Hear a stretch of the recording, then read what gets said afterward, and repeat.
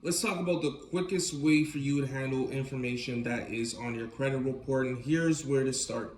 The first thing you want to do is you want to make an access request for your information, and what that is really getting the information that has been used to prepare your reports, credit applications, consent forms, privacy policy, terms and conditions. The importance of this information is you want to check these three things.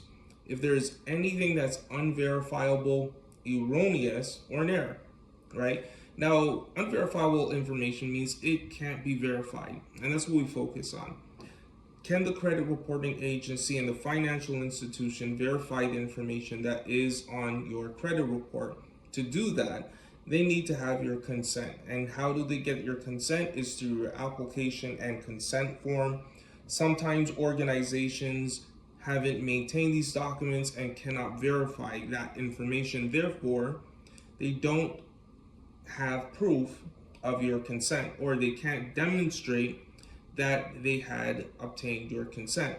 So you're looking for anything that's unverifiable. What's important to use, you want to ensure that they have complied with the privacy regulations with handling your personal information. And that is going to be the approach to do it. Now, they have 30 days to provide you with access to your personal information.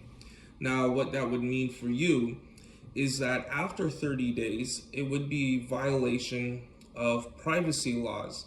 Now, what you could do is you could ask, well, if you can't provide this information within 30 days, I'm going to ask that you remove the information because you nor I could verify that it's reporting accurately within the 30-day period.